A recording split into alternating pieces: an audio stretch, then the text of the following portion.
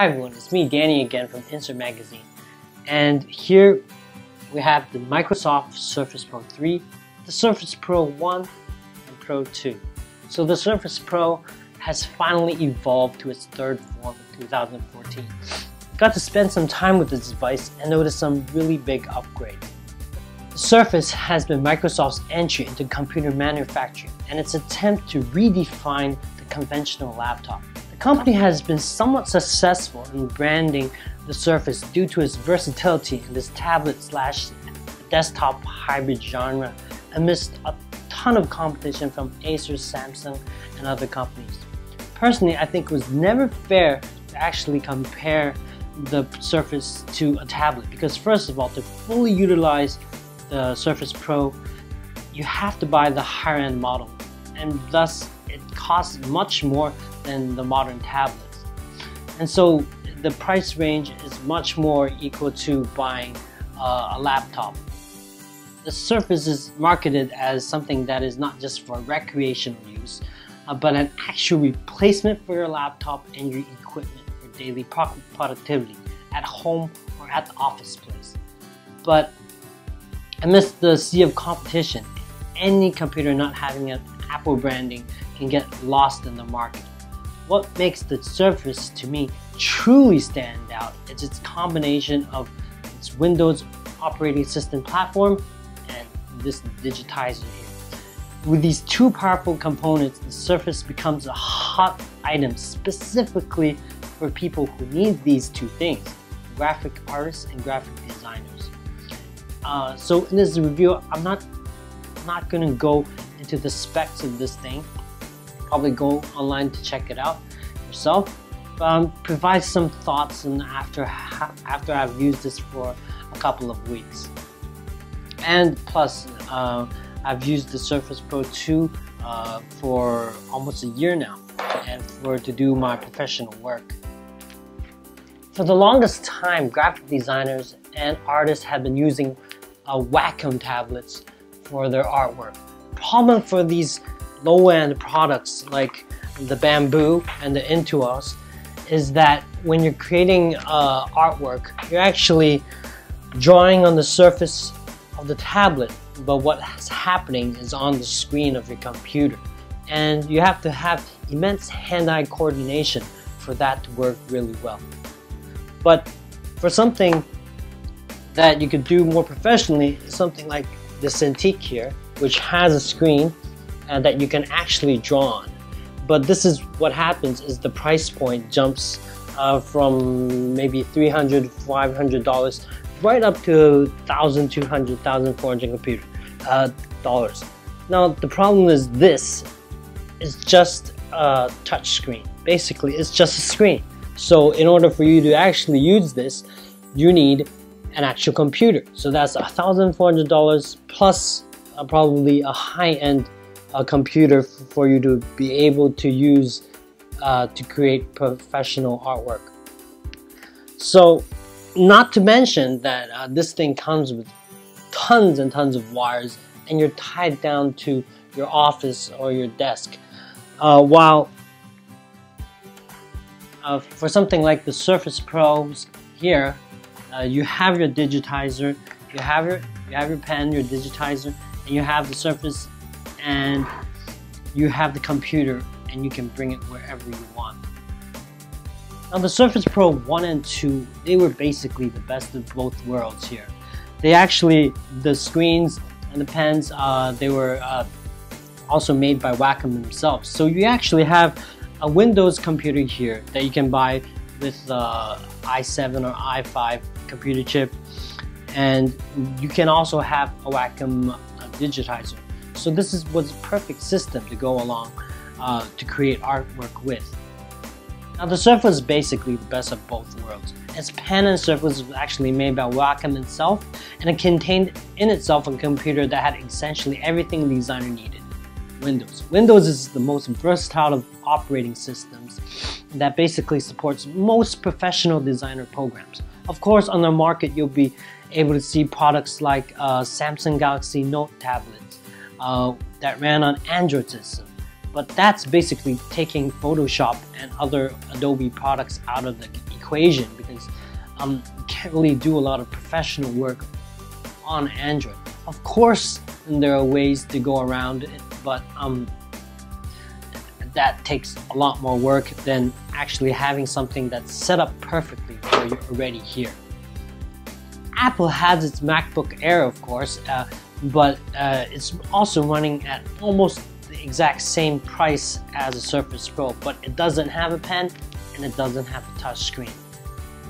And you can also argue that you could use the iPad to draw your artwork, but if you're actually working as a graphic designer or artist, you would know that you could probably do sketches and concept work on an iPad, but to do something that you could actually give out to a client, you're probably best working back with Photoshop or Illustrator or Adobe products. Perhaps what made the biggest difference for me for the Surface Pro 1 and 2 was the pen. It was unlike any other pen I used before. It was lightweight and it felt organic, and it felt the closest thing to actually drawing with an actual pen. Wacom pens were used for both Surface Pro 1 and Surface Pro 2, but on the Surface Pro 3 they opted to use a new pen designed for a Bluetooth N-Trig pen. If you have never tried to use the Surface 2 and 1, perhaps you would think this is one of the best pens that you've ever used.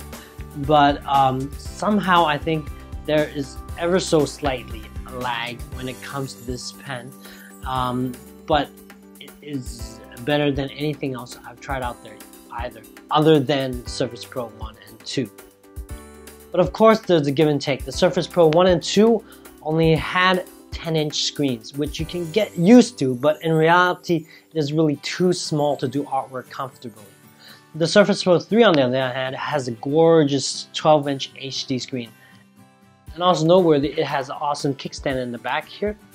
The Surface Pro 1 and Pro 2 also had a kickstand, but they only flipped out to designated points. And this one only flips out to 1 point.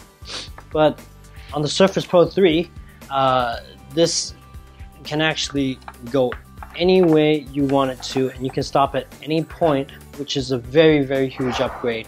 And it's very useful for when you're doing artwork. You can probably use it like this, or when you're just surfing the web or watching a movie, you can actually hold it up like this, or to show to other people, your clients, your artwork. For the most people, I think the screen itself is going to be a good enough upgrade. Also, the Surface Pro 3 has a fold-out keyboard that you can attach to the Surface Pro, and it is one of the best cover keyboards out there, but you can buy it for a hefty $100+. It doesn't come with the Pro 3, but if you actually want to do work on your Surface Pro, this is a really good upgrade that you can buy.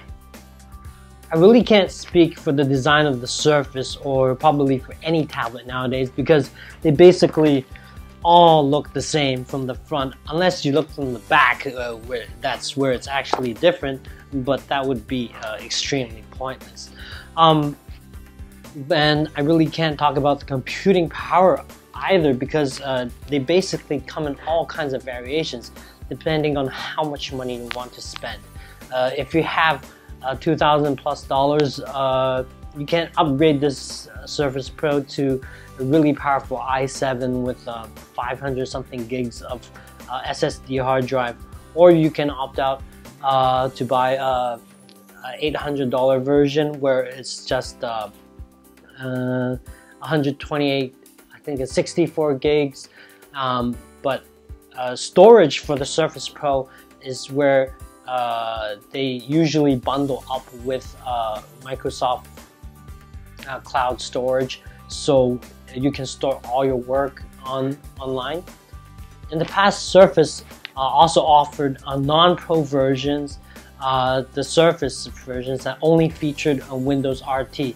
But for me, Windows RT is basically a mobile version of Windows, and if you're just planning on going on the web, surfing, or just typing up a few documents, then you're probably okay with Windows RT. But if you're actually planning on doing artwork, graphic design work, then I recommend you highly to go way above that and go for the pros, the Surface Pros. Overall, I think the Surface Pro 3 is the best choice for a graphic designer, unless you have $2,000 something that you want to dish out on a 24-inch Wacom Cintiq and you want to be tied down to your workstation all the time. Otherwise, the Surface Pro 3 provides you a beautiful screen, a bigger, larger screen, and it allows you to go anywhere you want and you can work at the same time.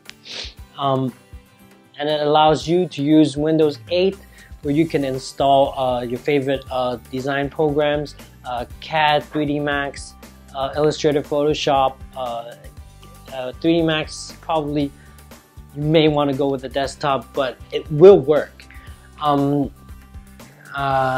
Wacom also has a product called the Wacom Companion, which is basically the same thing as the Surface. It's a tablet where you can draw.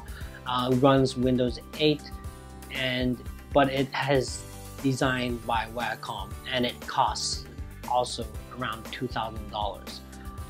What the Surface really loses in comparison to the traditional drawing tablets from Wacom are the designated physical buttons here for shortcuts. But that's something I think I can live with and I can learn to use with the on-screen buttons.